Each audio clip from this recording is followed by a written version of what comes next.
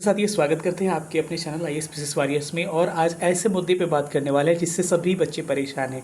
चाहे वो इकोनॉमिक्स के प्रश्न हो गए लंबे लंबे आपके एक एक पेज वाले जो कि 69 में परेशान किए थे, या फिर अलग क्वेश्चंस ऐसे हो गए अटपटांग टाइप के क्वेश्चन जो कि आपको काफ़ी परेशान करते हैं। वैसे क्वेश्चन को सॉल्व करने के लिए मैं एक आपको मेथड बताऊंगा, क्योंकि बीपीएससी जो है आप देखिएगा, मैं आपको प्रैक्टिकल 9 क्वेश्चन करके दिखाता हूँ। वैसे प्रश्न लाया हूँ जिसमें आपका कोई दिमाग नहीं काम करता है, और वैसे प्रश्न देख के आप पैनिक हो जाते हैं और हम लोग खुश हो जाते हैं, क्योंकि वैसे प्रश्न ऐसे होते हैं ना कि आपको उसमें किसी फैक्ट की ज़रूरत ज़्यादा पड़ती नहीं है। बिना फैक्ट के आप उसको सॉल्व कर सकते हैं, केवल किसके द्वारा? अपने कॉमन सेंस, अपना लॉजिक के द्वारा। तो बीपीएससी आपसे क्या चाहता है? स्पार्ट एलिमिनेशन चाहता है। और यूपीएससी वाले बच्चे 69 बीपीएससी में क्यों अच्छा स्कोर किए? रीज़न ये था कि उनको एलिमिनेशन मेथड आता है कि एक और दो, दोनों, इस टाइप के जो होता है ना, बोथ, नॉन ऑफ दीज।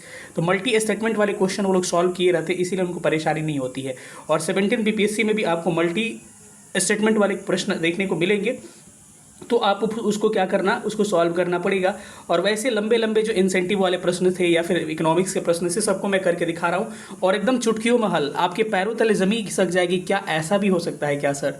मैं आपको करके दिखा रहा हूँ और सीखिएगा। इससे मैं सीखने के लिए कह रहा हूँ, ये पार्ट 1 होगा। 9 क्वेश्चन लाया हूँ, अगर आपसे इसमें कुछ सीखने को मिलेगा तो बताइएगा, अगला पार्ट भी इसका लाऊंगा। और देखिए कितना मज़ा आएगा सेशन में। चलिए सेशन को स्टार्ट करते हैं, और सबसे पहले हम देखते हैं कि प्रॉब्लम हम क्या फेस करते हैं ऐसे प्रश्न को देखने पर। जब ऐसे प्रश्न देखते हैं तो हमारे दिमाग में क्या होता है? सबसे पहले तो लेंदी क्वेश्चन देख के, क्वेश्चन लेंदी होते हैं जिसके कारण हम लोग पैनिक हो जाते हैं, और पैनिक होने के कारण आसान प्रश्न भी हमसे गलती होना स्टार्ट हो जाता है। तो इसीलिए ऐसे प्रश्न को करने के लिए लास्ट में करिएगा, लॉजिक लगा के बोनस लीजिएगा, एंजॉय करिएगा इस क्वेश्चन को, क्योंकि हम लोग तो एंजॉय करते हैं। तो पैनिक हो जाइएगा और टाइम बहुत ज़्यादा कंज्यूम होगा। 2 बार 4 बार पढ़िएगा, डर जाइएगा पेपर खराब हो गया, ये वो कुछ खराब नहीं होता है। मैं दिखा रहा हूँ कि कुछ प्रश्नों को छोड़ के बाकी सारे प्रश्न ऐसे थे जिसको सॉल्व किया जा सकता है। और इसका क्या सॉल्यूशन है, मैं आपको सॉल्यूशन आपको बताऊंगा कि क्या क्या आपको लॉजिक अप्लाई करना पड़ेगा इसमें, ये भी मैं बताऊंगा। लेकिन पहले क्वेश्चन सॉल्व कर लेते हैं, और क्वेश्चन के बाद से लास्ट में आपको 4 पॉइंट्स बताऊंगा। लास्ट तक वीडियो देखिएगा, 4 पॉइंट्स में आपको पता चलेगा कि आपके क्या क्या लॉजिक इसमें यूज़ हमने किया है। इंग्लिश और हिंदी दोनों प्रश्न रहेंगे, ताकि इंग्लिश में इकोनॉमिक्स ज़्यादा आसान होता है, और हिंदी में आपके अदर सब्जेक्ट जो कि इंग्लिश हिंदी जहाँ प्रॉब्लम नहीं होगा वहाँ हिंदी भी ले सकता हूँ। चलिए पहला क्वेश्चन देखते हैं क्या है। उम्मीद कर रहे हैं कि दिख रहा होगा प्रश्न। पहला क्वेश्चन है कि what is are the full forms of HMX। HMX की फुल फॉर्म क्या है? मैं आपको समझ रहा हूँ कि आप एकदम अबोध बालक है, आपके पास कोई नॉलेज नहीं है, आप एकदम अनभिज्ञ है। और HMX की फुल फॉर्म क्या होती है आपसे ये पूछा है। स्टेटमेंट आपको दे रखे हैं, हाई मल्टी एक्सप्लोसिव, एक तरह का विस्फोटक है, एक्सप्लोसिव है। घटना चक्र पढ़िएगा तो इसके बारे में थोड़ा बहुत घटना चक्र में दे रखा है, जिन्होंने पढ़ा होगा वहाँ से बना सकते थे। हाई डेंसिटी मोनोटोमिक जेनॉन है, उसके बाद से हेड जो मोनेटाइजिंग जेनॉन करेंसीज है, हर मैजिस्ट्रीज एक्सप्लोसिव है। तो इसका फुल फॉर्म आपसे पूछा है। इसका फुल फॉर्म देखिए कितना आसान है। एक एग्जाम्पल देके मैं आपको समझा रहा हूँ कि कैसे इसको आप सॉल्व करिएगा। जैसे कि आपको बीपीएससी का मैं फुल फॉर्म पूछूँ आपसे कि बीपीएससी का फुल फॉर्म क्या होता है, क्या कहिएगा? Bihar public service commission. एक और बार मैं लिखूँ बीपीएससी का फुल फॉर्म क्या होता है, क्या कहिएगा? Barauni public service commission. क्या ऐसा पॉसिबल है क्या? या बेगूसराय पब्लिक सर्विस कमीशन? ऐसा पॉसिबल नहीं है ना। यानी कि मैक्सिमम जो फुल फॉर्म्स होते हैं उसके एक ही फुल फॉर्म्स होते हैं। और यह स्टेटमेंट चेक करिए कि स्टेटमेंट नंबर 1 जो कह रहा है 1 और 2 दोनों होगा। तो कभी एक चीज़ के 2 फुल फॉर्म मैक्सिमम केसेस में नहीं होते हैं, तो आपको स्टेटमेंट नंबर 1 बिल्कुल नहीं होगा। 2 और 3 इज़ नॉट, 1 और 4 is not, only 1 is correct answer. High melting explosive is right answer, मतलब कि इसके मात्र एक ही आंसर सही होगा, क्योंकि किसी भी फुल फॉर्म के एक ही आंसर सही होते हैं। तो मज़ा आ रहा है देखने में, देखिए कितना एंजॉय कर रहे हैं चीज़ों को, तो इसको देख लीजिए। तो पहले क्वेश्चन में मजा आया कि नहीं? सब लोग कमेंट करके बताइए कि अगला पार्ट चाहिए, तो इसका अगला पार्ट भी लाऊंगा। ये तो ट्रेलर है, मात्र एक क्वेश्चन मैंने दिखाया। बहुत सारे हार्ड प्रश्न जो आपको परेशान करते हैं उसका भी मैं चीज़ें आपको दिखाने की कोशिश कर रहा हूँ। चलिए नेक्स्ट क्वेश्चन पर चलते हैं। अगला क्वेश्चन है, इसमें इंग्लिश की जरूरत आपको नहीं पड़ेगी। यूएई, जिसको यूनाइटेड अरब एमिरेट्स का जिसको कहते हैं, यूएई कहते हैं, रियासती राज है। रियासती का मतलब होता है एमिरेट्स होता है, इंग्लिश में एमिरेट्स कहते हैं। मतलब उसके जो पार्ट्स हैं, राज्य है, उसके बारे में पूछ रहे। जैसे भारत है तो भारत में भी तो 28 राज्य है ना, उसी प्रकार से स्टेट वाइज वो भी एमिरेट्स का पूछ रहा है कि कौन कौन सा उसमें शामिल होता है। और इस प्रश्न को देख के पागल हो गए तो बहुत लोग एग्जाम में कि यार पागल हो गया, बीपीएससी क्या पूछ रहा है। तो बीपीएससी आपसे नॉलेज टेस्ट नहीं कर रहा है, आपसे बीपीएससी कह रहा है कि क्या आपके पास कॉमन सेंस है कि नहीं, आप एग्जाम में आए हैं। तो बाकी सारे आसान प्रश्न तो आपने बना लिया होगा, लेकिन हार्ड प्रश्न जो 2-4 दे दे रहे जो कि हार्ड है नहीं, बस आपका कॉमन सेंस चेक कर रहा है। तो चलिए देखिए कितना आसान है। अगर आपने बीपीएससी का प्रिपरेशन कर रहे थे, कम से कम सारे देशों का नाम तो लगभग याद होगा, सारे नहीं तो पॉपुलर जो मिडिल ईस्ट के कंट्रीज हैं उनका नाम तो याद होगा। मिडिल ईस्ट का आने का मतलब मध्य पूर्व, यानी कि जो पश्चिमी एशिया है, आपको जो ईरान, इराक, आपको UAE, Bahrain, Kuwait, Saudi Arabia, इसका तो कम से कम नाम याद होगा। देखिए कितना आसानी से इस प्रश्न को करते हैं। पहला करें कि Abu Dhabi, Dubai, Sharjah, Ajman, Al Ain, Fujairah, Ras Al खैमा। इसमें कुछ आइडिया नहीं लगा, पहले में तो आइडिया नहीं लगा तो क्या दिमाग खराब करना अपना, इसको छोड़ देते हैं। चलिए आगे बढ़ते हैं। अगला करेंगे दुबई, शारजहां, अजमान, जेद्दा, कुवैत, बहरीन। अरे भाई मेरे, कुवैत और बहरीन एक देश है, और देश यूएई के अंदर कैसे आ सकता है, क्योंकि यूएई खुद एक क्या है, देश है। तो ये प्रश्न आपको बिल्कुल, ये ऑप्शन नहीं होगा सही, क्योंकि कुवैत और बहरीन खुद देश है और वो 7 एमिरेट्स रियासी राज्य का नाम पूछ रहा है। तो यूएई के अंतर्गत तो आएंगे नहीं बहरीन और कुवैत, क्योंकि एक स्वायत्त अपना देश है ये दोनों। तो ये कभी स्टेटमेंट आपका करेक्ट होगा नहीं। चलिए बी खत्म हो गया। अगला करेंगे अल कैन, फुजरा, रासल खैमात, रियाद। आपने पढ़ा होगा तो रियाद किसकी कैपिटल है मेरे भाई, रियाद आपकी सऊदी अरबिया का कैपिटल है। तो अगर बीपीएससी की तैयारी कर रहे हैं, ये नहीं पता है कि रियाद किसकी कैपिटल है, तो आप नहीं बता सकते हैं। तो सऊदी अरबिया यूएई में कहाँ से आएगा, तो ये भी ऑप्शन एलिमिनेट हो गया। अगला क्वेश्चन है कि Sharjah, Abu Dhabi, Ajman, Fujairah, Dubai, Bahrain, Kuwait. Bahrain और कुवैत 2 देश है, ये कभी होगा? तो क्या हो जाएगा यार, option number 1 is correct answer. Option first क्या होगा, बिल्कुल करेक्ट आंसर हो जाएगा, ए इज राइट आंसर। मजा आया कि नहीं, सब लोग कमेंट करके बताइएगा। अगला पार्ट भी मैं इसका लाने वाला हूं, अगर आप इस वीडियो को पसंद करिएगा तो। ये 69 के प्रश्न है, जो कि आप कहते हो कि काफ़ी हार्ड प्रश्न थे। ये कॉमन सेंस और लॉजिक अप्लाई करके मैं सॉल्व कर रहा हूँ, और यही आपको लॉजिक एग्जाम में अपनाना है, इतने खतरनाक टाइप के प्रश्न को आसानी से सॉल्व करने के लिए। मैं बार बार कह रहा हूँ, बीपीएससी आपसे कॉमन सेंस ट्राई करता है, ना कि आपसे एवरेज जो प्रश्न बनने वाले हैं तो सबसे बन जाते हैं, लेकिन ऐसे प्रश्न पे कहता है कि आप क्या लॉजिक लगा सकते हैं, क्या अधिकारी में आपको कॉमन सेंस या फिर बेसिक नॉलेज या फिर लॉजिक एलिमिनेशन के या फिर कुल आप माइंड रख सकते हैं कि नहीं ऐसे प्रश्नों को देख के, क्योंकि इसको देख के आप लोग पैनिक हो जाते हैं। चलिए अगले प्रश्न पर चलते हैं। अगले क्वेश्चन एक स्वामित्व योजना के बारे में दे रखा है। स्वामित्व योजना आपने अगर थोड़ा भी नॉलेज होगा तो आपने पढ़ा होगा कि स्वामित्व योजना जो है लैंड सर्वे से रिलेटेड है, कि ड्रोन के माध्यम से क्या करेंगे, भूमि सर्वेक्षण करेंगे। अगर इतना नहीं पता है तो फिर बीपीएससी की तैयारी करना बेकार है, इतना तो पता होना चाहिए किसी के बारे में। स्वामित्व योजना काफ़ी चर्चा में रहा था, पेपर वगैरह भी पढ़ते होइएगा या फिर नॉलेज से पता होगा। अब चलिए इसको हम लोग थोड़ा सा इंग्लिश में सॉल्व कर लेते हैं, क्योंकि हिंदी थोड़ा सा इसका खतरनाक है। तो इकोनॉमिक्स के जो भी प्रश्न होंगे इंग्लिश में हम उसको सॉल्व करेंगे, हिंदी में आपका उसको स्टेटमेंट में आपको बोलते जाऊँगा, ताकि आपको कोई परेशानी नहीं होगी। तो चलिए देखते हैं इसके इंग्लिश में क्वेश्चन क्या है। इंग्लिश में कह रहा है कि आपको कि consider the following statement regarding स्वामित्व स्कीम्स, ठीक है। और इसमें क्या पूछा है लास्ट में आप देखिएगा, तो इसमें पूछा है कि विच of the following statement is incorrect. Incorrect इस पर फोकस करना है कि कौन सही नहीं है, इनकरेक्ट कौन सा है, तो गलत छांटना है। तो पहला क्वेश्चन कह रहा है कि it is the central sector schemes under the ministry of mines. अगर आपको थोड़ा भी ध्यान होगा तो भाई खनन मंत्रालय, कोयला खनन मंत्रालय या खनन मंत्रालय, मतलब इसका हिंदी हो गया कि यह खान मंत्रालय के दायरे में कार्यरत एक केंद्रीय क्षेत्रक योजना है।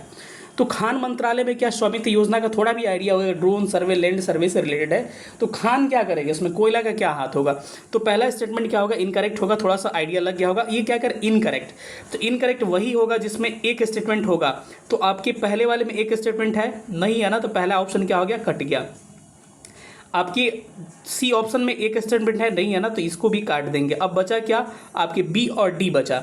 तो बी और डी बचा, यानी कि 1 तो क्लियर है, इसमें 3 और 4 में हमको क्या करना है, क्लियर करना है। चलिए हम 3 को नहीं पढ़ते हैं, क्योंकि कोर्स मीन्स क्रॉस, ये आइडिया नहीं है हमको, इसको नहीं पढ़ते हैं। चलिए चौथा स्टेटमेंट को हम पढ़ लेते हैं। कह रहे हैं कि the scheme is reformative step towards establishment of clear ownership of property in a rural inhabited आबादी areas by mapping of land parcels using drone technology. हमने बताया ना, लैंड सर्वे करता है, तो इस हिंदी में पढ़िएगा तो ये योजना ड्रोन तकनीक का उपयोग करके भूमि के छोटे छोटे खंडों का नक्शा तैयार करके ग्रामीण बस्तियां, आबादी के क्षेत्रों में संपत्ति का स्पष्ट स्वामित्व स्थापित करने के लिए सुधारात्मक क्या है, पहल प्रदान करता है। मतलब कि छोटे छोटे लैंड जो हमारे खंड है उसको क्या करेगा, वो सर्वे करेगा और उसके बारे में नॉलेज एकत्रित करके आपको जानकारियां देगा। तो चौथा स्टेटमेंट तो आपको सही लग रहा है। तो ये तो क्लियर हो गया कि ये कह रहा है कि विच of the following statement is incorrect, जिसमें से 1 और 3 हमने काट दिया और चौथा सही है, ये गलत पूछा है। तो सही वाला तो कभी होगा नहीं, तो ये कट गया।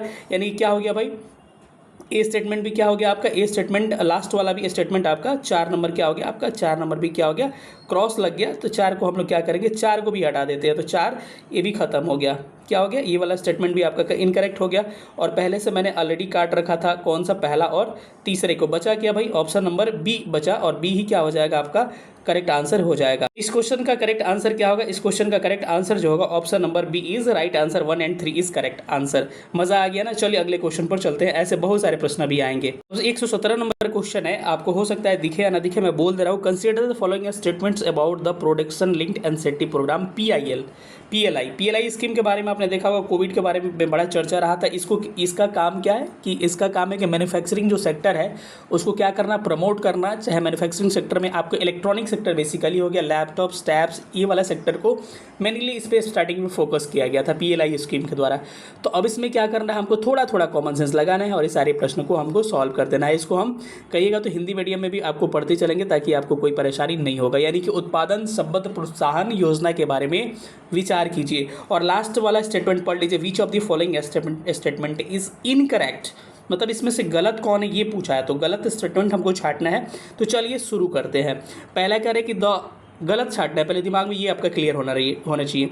The schemes offer a production link incentive to boost domestic manufacturing and attract large investment in mobile phones manufacturing and specified electronics components. मैंने बोला कि ये स्कीम का काम ही क्या है कि आपको मैन्युफैक्चरिंग सेक्टर को क्या करना, प्रमोट करना, इसका काम है। या फिर इलेक्ट्रॉनिक सेक्टर को थोड़ा सा आइडिया होना चाहिए, क्योंकि पीएलआई इतना चला है ना कि इतना आइडिया प्रिपरेशन कर रहेंगे तो होगा ही।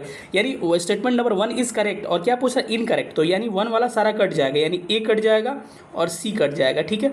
अब क्या बचा, 2 और 4 एंड 2 और 3। तो 2 तो इनकरेक्ट है, कंफर्म हो गया। कैसे कंफर्म हो गया, क्योंकि दोनों स्टेटमेंट में 2 है। तो या तो बी आंसर होगा या तो डी आंसर होगा, या तो बी होगा या तो डी आंसर होगा। तो दो तो एकदम क्लियर है कि सही है, गलत है स्टेटमेंट। मतलब 2 क्या है, गलत है स्टेटमेंट, एकदम क्लियर है, क्योंकि ये इनकरेक्ट पूछा है। दोनों ऑप्शन में अब इनकरेक्ट वाला 2 बचा है दोनों में, तो 2 को हमको पढ़ने की जरूरत ही नहीं है। अब 4 और 3 स्टेटमेंट को पढ़ते हैं। तो 4 को पढ़ने से पहले हम थोड़ा सा 3 स्टेटमेंट को पढ़ लेते हैं, आपको आइडिया लग जाएगा।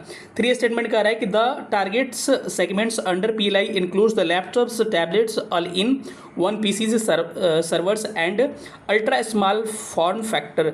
तो ये क्या हो जाएगा, 4 वाला स्टेटमेंट सही है। अरे मेरे भाई 2 और 4 सही हो गया, तो क्या और ऑप्शन सही हो सकता है, 2 और 3 हो सकता है, ऑप्शन तो एक ही करेक्ट होगा ना। तो option number B is right answer. ये तरीका होता है आपके क्वेश्चन सॉल्व करने का। अगले प्रश्नों पर चलते हैं। सेशन को इतना फैला दीजिए ना कि क्रांति हो जाए, ठीक है, जलना नहीं है कि बच्चों को पता चल जाएगा। अगला स्टेटमेंट कह रहे कि consider the following statement regarding the white house. White house कहाँ के भाई, यूएसए का। आपको पता है कि राष्ट्रपति वगैरह या फिर जहाँ निवास स्थान है संसद का, वो व्हाइट हाउस कहते हैं। इतना तो आइडिया। अब बच्चे 1800 को देख के, पेनिनसुलिया को देख के और 1801 नवंबर को देख के बच्चे डर गए। हालांकि डरना इस क्वेश्चन के बारे में नहीं है, मैं हिंदी में भी बोलते चलूँगा, क्वेश्चन में कुछ जान है नहीं। देखिए कितना आसानी से इस क्वेश्चन को आप सॉल्व टैकल करिएगा, आप सोच भी नहीं सकते इतना आसान प्रश्न हो सकता है। हिंदी में कहेंगे कि व्हाइट हाउस के संबंध में कौन सा कथन पर विचार करिए, कौन सा कथन सही है। अब ध्यान रखिए, यहाँ करेक्ट स्टेटमेंट पूछ रहा है। तो पहला स्टेटमेंट कह रहा है 1800 के बारे में। यार फैक्ट दिख गया ना, अरे काटो छोड़ो, बाद में पढ़ेंगे, क्योंकि फैक्ट से हमको डर लगता है, हमको फैक्ट का आइडिया नहीं है। अब दूसरे स्टेटमेंट के बारे में चलते हैं। It is the official residence and the work place of the president of USA. यह संयुक्त राज्य अमेरिका के राष्ट्रपति का आधिकारिक निवास और कार्यस्थल है। बिल्कुल सही है। व्हाइट हाउस में क्या रहेंगे भाई, राष्ट्रपति तो रह सकते हैं ना, इतना तो सबको आइडिया होगा। यानी कि स्टेटमेंट नंबर 2 इज करेक्ट। यानी जिसमें 2 नहीं है सारे स्टेटमेंट आपके इनकरेक्ट हो गए, यानी कि सही पूछा है ना। तो पहला स्टेटमेंट खत्म हो गया, तीसरा स्टेटमेंट खत्म हो गया, बचा क्या 2, 3, 2, 3, 4, ठीक है। अब इस स्टेटमेंट को देखिए 2, 3, 2, 3 दोनों में कॉमन हो गया ना, 2, 3, 2, 3, यानी ये राइट पूछा है तो 2, 3, 2, 3 दोनों में है। तो इतना तो कंफर्म हो गया कि हमने 2 को पहले सही कर लिया, 3 भी सही है, क्लियर हो गया। ये 3 पढ़ने की जरूरत ही नहीं है हमको, ये 3 सही है स्टेटमेंट। कैसे, 2, 3, 2, 3 दोनों में है, तो ये 2 के साथ 3 दोनों में है, तो कहीं ना कहीं 2, 3 दोनों सही है, तभी ना दोनों में है। अब 4 को क्लियर करना है कि it is a symbol of American democracy. ये क्या है, यह अमेरिका के लोकतंत्र का प्रतीक है। तो किसी का संसद या फिर व्हाइट हाउस क्या होता है, व्हाइट हाउस किसका, डेमोक्रेसी का ही प्रतीक होता है ना। तो option number G is correct, 2, 3, 4 and is correct answer. ऐसे प्रश्नों को सॉल्व करते चले अगले क्वेश्चन पर चलते हैं।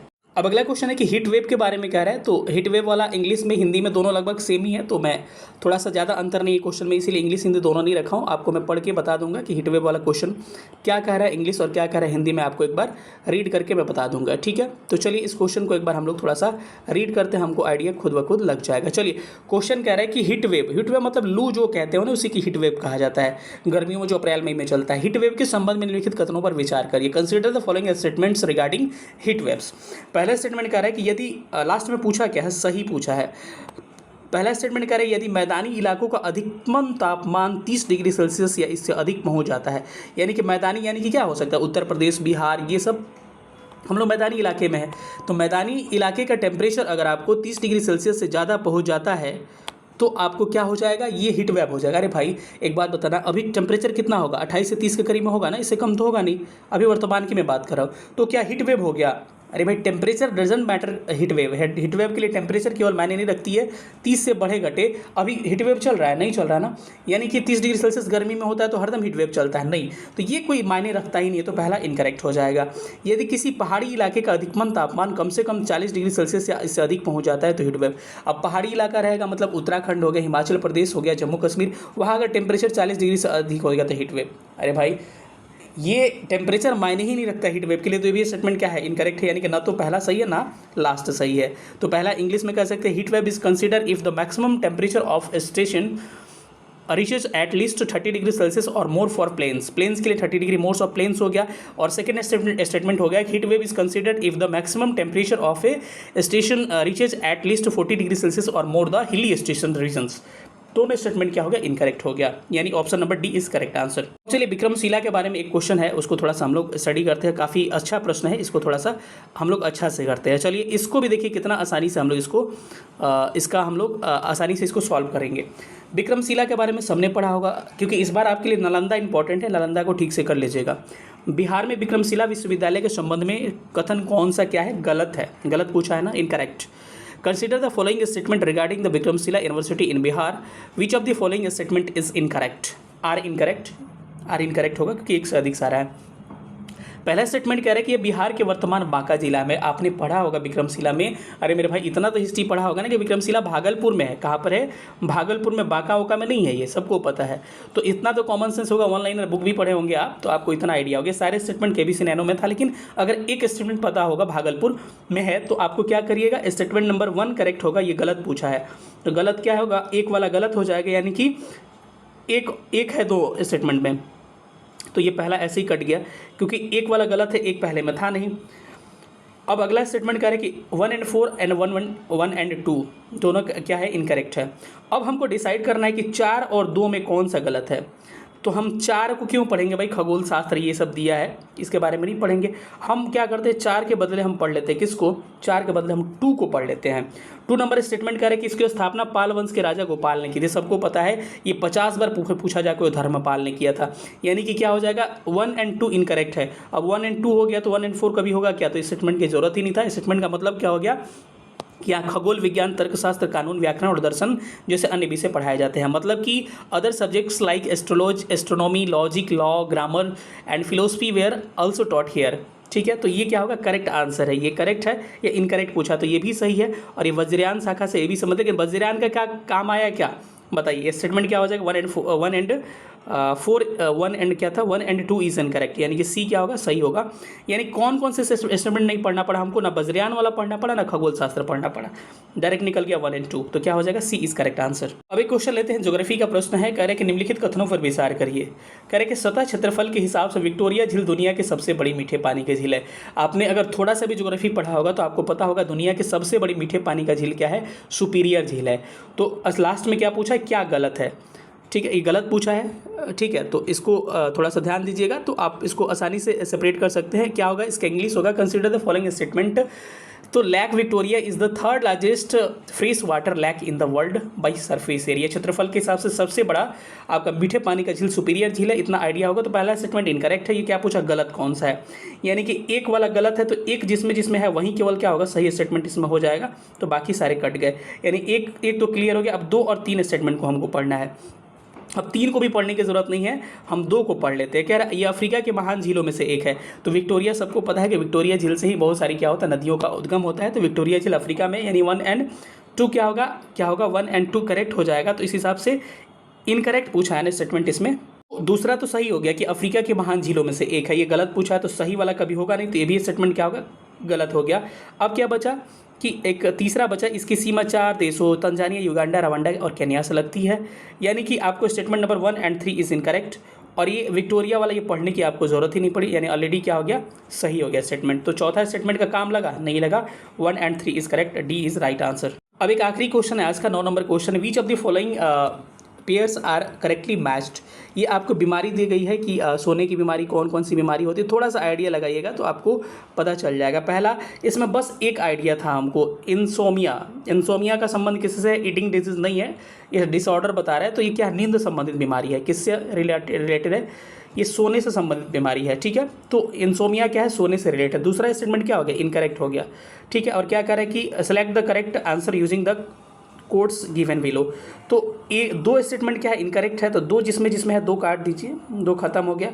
अब करें कि all above this correct, all above this correct होगा नहीं क्योंकि 2 गलत हो गया ऑलरेडी, तो ये भी कट गया। ऑप्शन क्या बचा, मात्र एक ऑप्शन बचा, तो option number C is correct, यानी कि सी क्या हो जाएगा, इसका बिल्कुल सही आंसर सी हो जाएगा। अच्छा बताइएगा कि कैसे किसको किसको सेशन ये अच्छा लगा, फिर इसी तरह का सेशन लाएंगे अगर आपको ये सेशन अच्छा लगा होगा। और इसको कैसे करते हैं मैं इसका तरीका बता रहा हूँ। बार बार कहते हैं कि जो मैंने किया है आप भी कर सकते हैं। इसमें सॉल्यूशन का तरीका क्या है कि सबसे पहले देखते हैं ऐसे प्रश्नों को कूल हो जाना है कि एलिमिनेट करके तो बना ही लेंगे, नहीं बनेगा तो क्या फ़र्क पड़ता है। ऐसा प्रश्न बीपीएससी दे ही नहीं सकता है कि आपको अगर देगा भी तो नहीं बनेगा तो उससे फ़र्क नहीं पड़ेगा रिजल्ट पे, इतना निर्धारित रहता है। दूसरा होगा एलिमिनेशन मेथड यूज़ करना है। जैसे मैं एलिमिनेशन मतलब कि ऑप्शन छाट रहा था ना, वैसे छाटने का मेथड सीखना पड़ेगा। लॉजिक लगाना है, थोड़ा सा दिमाग लगा के लॉजिक।